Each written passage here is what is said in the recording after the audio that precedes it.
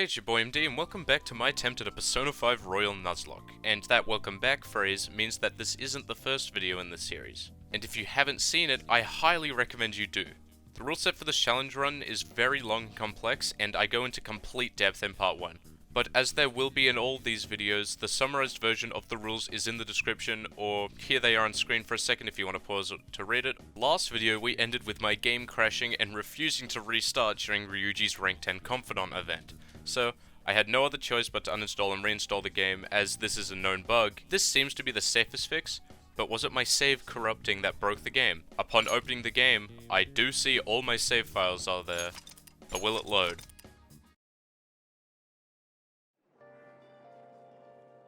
And it did. Now all I have to do is the same thing I did last time and hope it doesn't happen again, which wasn't that bad since I only lost one in-game day of progress, and looking over the footage of my crash I saw exactly what I didn't save and just did it all again. And of course get to Ryuji's hangout, and once we are past there we should be good, and... By the way, the track team's up and running again. You know Takeishi's mom is the PTA pres, right? After that, she came storming in with the other parents and The game doesn't crash this time. Thank God. From this point on, I never had any issues with crashes, so it's smooth sailing from here. For the next few days, I'm reading books, doing social links, and raising social stats, as well as exams. I also upgrade my technical rank to 3, and now I've hit a wall as you need proficiency rank 5 to get the final rank up, so that's the main stat I try to raise from here on. Now a very important event during this break is I get Kawakami's Mementos request, a teacher made to suffer, which is absolutely imperative to get now as the event requires you to be at rank 8 with Kawakami and you still need to be going to school, which means you can't have this event triggered during the school holidays coming up for Futaba's Palace. So now is the best time to get it because now we lose several days to Futaba's Palace investigation as we spend some time discovering and infiltrating as part of the story, but eventually we reach mission start at 7:26. You might have just noticed that I mentioned Mementos for the first time in this entire run, and that's because I haven't even been there yet. Because if I'm going in, I want a lot of area to explore. Now with the request for Kawakami's Confidant, as well as the one needed to start Chihaya's Confidant, and 6 other requests, I go into Mementos for the first time this run, which was very interesting as some of the dialogue doesn't make sense considering I've never been there. Like, how could they know Mementos has expanded live on the nav before if they're seeing it for the first time? Probably because the game definitely expects you to have been here before. Now in Mementos, I explored the entire thing. I do all requests flawlessly and I get all the stamps and get as far as possible. My plan doesn't work as intended due to my inexperience. This is the furthest I've made it before, and I put all my stamps in items when I should have spread it between items and money, because my master plan was to level up money and items and just stay in Mementos and grind till I get 9999999 yen or an acceptable amount. And with that Mishima's Confidant and XP leveled up in Cognition, I could grind without worrying about leveling up. But I miscalculated how many stamps were available and the cost of upgrading money, so after a couple hours I only had around 300,000 yen. And with all the treasure items I can pick up capped at 99, there's not much else available here unless I want to sit in a fight grinding money and interrogations, which to be honest is doable, but I'd be even more upset if I die after doing all that because Futaba's Palace is going to be an interesting experience with getting turned into a rat for bosses. But more importantly, I want to rush there to get more and better encounters. At this point, my full stock of personas has dwindled down to 3 pretty okay personas after Kanashiro's Palace, but with the skill cards I farmed off of enemies and also through the twins hangouts, I should be okay for a while. But before I leave, I decided to check out the Velvet Room challenges for anything of use, and nothing stands out as useful to me except for the Full Moon and Foggy Day challenges, but as I mentioned last video, the setup to get these rewards was made with the intent of using all mechanics which I don't have access to in this run, so frankly completing the challenges with enough score to get really good rewards is pretty unlikely, and also sort of risky as the bosses themselves can deal a serious amount of damage sometimes. With everything I wanted done in this trip and 99 of several materials and treasures as well as the Will Seed rings that Jose made for me, I leave to start Chihaya's, continue Kasumi's and Kawakami's Confidants, which I soon find out is impossible to finish yet, because you can only get rank 10 Kawakami after Futaba's Palace apparently. I did not actually know this. From Kichijoji, I bought an accessory for An that had Fire Amp, which replaced the one with Fire Boost on it. And I forgot to mention last episode, Shoot. Basically for the entire run, An has had fire damage increasing accessories, Morgana's had whatever until the crystal now Ring of Gluttony with Muraku Kaja, and both Ryuji and Jogo have had life increasing accessories like the one you can buy at the Shibuya's Mall and the ones from completing the Big Bang Burger challenges.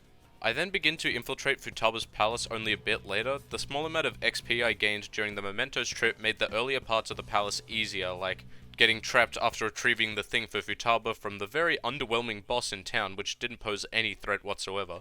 Then, after escaping the pit and surfacing, I immediately go down to the second mini-boss of the palace, which is where we get introduced to turning into a rat, which hits Morgana once, and then he missed the rest, making for yet another easy mini-boss, and I effectively completely speed through the majority of the palace, picking up 2 will seeds and doing all the puzzles, and finally getting encounters, which I also do flawlessly. Eventually, of course, I reach the next mini-boss, which is another mot with the exact same gimmick, except with some more foes, which I used a baton pass fodder to deal some nice damage, and then I hit a shock practically guaranteeing my victory with Ryuji and Joker, so it's defeated without an issue. Move on to the will seed boss, which I wanted to pick this one up because of its ring, because it's very good for the event of losing healers, because it gives the holder the ability to cure all ailments for the whole party. A very convenient move to have. The boss has some pretty strong moves, and with that, it actually causes a lot of trouble. So much that Ryuji had to use his social link Endure after being frozen, then hit with Mudun, and Alilat put a ton of pressure on the team.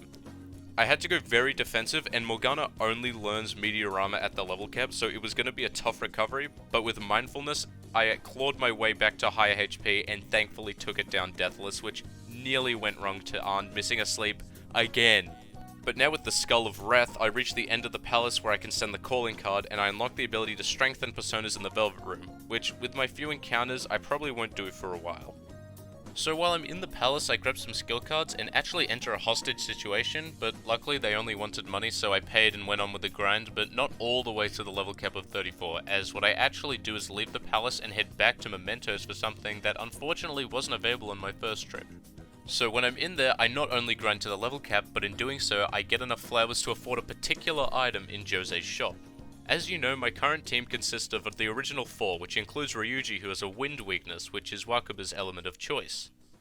So if some of you haven't picked up on it already, I'm going to get Madarame's final will seed. Jose will sell will seeds that was skipped in previous palaces for a large number of flowers, and unfortunately this wasn't available on my first trip to Mementos a few days ago. So on this trip I pick it up, and what's special about this particular will seed is that it has a passive of nullifying a teammate's weaknesses completely, as well as also having a move attached to it that allows it to completely drain one attack on a teammate, which does come in handy later. I'm picking this up now instead of before because, as I slightly touched on last video, the will seed boss for Madarame's palace is insanely powerful, and you definitely will die if you try it. So getting it now is way safer. And now Ryuji has no weakness, and we picked up a pretty nice accessory. I decide to send the calling card soon after. I use my favorite grapple spot to shoot straight past any enemies and enter the fight. A fair amount of this fight is actually scripted, so after the initial fight Futaba joins, we get another favorite of mine for the battle screen to get into the real fight. Majority of the damage is dealt by Futaba for this fight, but it's important to know that physical and gun attacks deal 5 times damage for this boss, so we use all our ammo and then buff, and by then Arn, which I sent to the ballista, shoots Wakaba down, and me and Ryuji unleash our physical attacks, easily finishing the fight. An honorable mention for something I failed to mention earlier is the Ring of Gluttony, which Morgana holds, has a chance to straight up deflect any attack except Almighty. I believe it is very good to keep damage off the healer, and it's the reason he's lived this long, because I'm gonna be straight up honest, Morgana is, at least in my opinion, the worst party member in the entire game, for pretty obvious reasons to anyone who has played the game. I work on Chihaya's, Mikoto's, and Akechi's confidants, and I unlock the Jazz Club from Akechi, so I take Mikoto there to drink a Maracunda soda and learn, you'll never guess, Maracunda. Just because I eventually want to switch to Mikoto in replace of Morgana when she learns the full party full heal. During this time, I also work all the part-time jobs to ID the targets for the latest Mementos request, and when the deadline ends, I get access to Akihabara, where I walk around and buy stuff like the laptop repair kit to unlock Tanaka's shady commodities and gain access to the Salvation Crown. But before I fix the laptop, I have other important stuff to do because Kawakami's rank 10 confidant is finally unlocked, so I can get that, and then the Jazz Club has a very useful event taking place where I give charge to Yusuke, which is very good paired with his high strength stat and moveset. Then I forget to repair the laptop, and we do the Hawaii event where I hang out with Afumi, because I've actually never seen that event before, and then I come back for all the Akuma Palace investigation and the whole Morgana thing, where you get no free time, and then I repair the laptop right before mission start, and begin buying everything. Even though I can't use the items, I need to spend money to progress through the ranks of the Shady Commodities site to get Chaos rank and access to the Salvation Crown. Then I took a small break from the game for a few days to get a random Roblox speedrun world record, which I happen to do sometimes. Then I come back, and for Akuma, I want to go in as soon as possible to get Haru as a usable party member, because she's not actually usable in battle until you get her awakening fight after entering the palace for the first time. And because the boss is weak to Psychic, the fight went really well, and considering Haru is generally a good party member, I actually replace Arn with Haru, because throughout this entire challenge, I have had no Psychic coverage this entire time. And a lot of enemies here are weak to Psychic as well, so she'll be very useful. As well as that, Haru's grenade launcher is very useful sometimes. During the palace, it is very obvious that Joker has way more health than the rest of the party because of all the gym trips and room workouts. I always buy imported protein every month and moist protein every rainy day, where both of them are sold at the Shibuya Underground Mall sports shop. In terms of the actual palace, when you know the weaknesses, the palace actually goes pretty smoothly, because the entire gimmick is you have to guess which enemies are weak to what because they resist everything else, and the same is true for the Okumura fight itself, but it's enemies you've already seen before. So I brace through the keycard fights and progress without issue, including defeating the Strong Shadow, because Gurmakala is weak to light, so just hammer on and move on with free sooty gear. So after speeding through the factory line, picking up the wheel seat at the beginning, I easily beat the waves of robots at the end and make it to the airlock puzzle and the final wheel seat, which at first I was just going to pick up later at Mementos, but looking at the moveset, its only really good move is God Hand. And at the beginning of the palace, I got a Tetrakan skill card and Arahabiki, so I put together a plan. Teach Tetrakan to Arahabiki and give the Ring of Vanity to Morgana. So the plan was Joker Tetrakan's Morgana, Haru Tetrakan's herself, Morgana Bleeding Dry rushes Ryuji, and Joker has innate repel physical from Arahabiki. So basically, I sit there and heal whenever it uses a slide attack until it God's hands itself to death, making for an easy third will seed, which when turned into a ring can grant anyone concentrate, so it's very good. So from there, I get lost in the last airlock puzzle, as well as mess up my encounter for it and reach the treasure, so now I can send the calling card. I kill enough strong shadows with Hammer on to get enough XP to reach the level cap and a lot of sooty armor for the team. So I leave, get Kawakami to give me a massage and clean all the armor and do all my shopping / selling. With new equipment, I'm feeling okay about the fight, and I'm going all in on damage with everyone having their amp ability via accessories. Haru is very good for this fight with triple down and Mapsio, but what I definitely need is good personas on Joker, so I get coverage to make sure I can at least hit a weakness on every wave of bots. I also fuse a Kagi or Picaro to either itemize or strengthen, which I'm not actually quite sure what I was thinking at the time. Before taking on Okumura, I work on Hifumi and Maruki's Confidant, and more importantly, level up Haru and Makoto's Baton Pass at darts. With some last minute fusion, I get a good debuffing moveset, but it's on Dekorabia, who is weak to physical, so I give it all physical evading stuff and counter, but I didn't really think it was going to matter because of how much health Joker has. So with that, I send the calling card, and while running to the actual fight, I actually get ambushed for like 2 minutes, which did worry me that I'd overlevel, but all it did was stall me, so I do a full HP and SP heal with my items because I knew I was going to need it, and made it to the fight. First turn, I set up some buffs, but mainly I just want to sweep through the earlier waves. First wave is weak to wind, so Morgana and Wind Amp one-shot some of them, so I pick off the rest. Second wave is weak to Haru's Mapsio and Ice, so easy Baton Pass to Joker to finish them off, and I also get a quick buff in. Third wave is weak to Electricity, so Ryuji Maziongas and then Baton Passes to Haru for a triple down. The next wave, it's another Magarula from Morgana and 2 triple downs from Haru, after I misread the wiki and used the wrong move on Joker. Ryuji finishes 3 of them with electric moves, hoping to get a shock on the final one, but I don't. But I can just finish it off with Morgana and Haru again, so now we reach the final wave, before the main bot. And oh boy, these guys are tanky, and the main reason I tried to go all out offensive. Okumura hits Hunger on Joker and Morgana, so I try to work around it and maximize damage as much as possible, even if it costs all my SP. And here my choice of debuffing persona almost gets me killed. Joker got knocked down!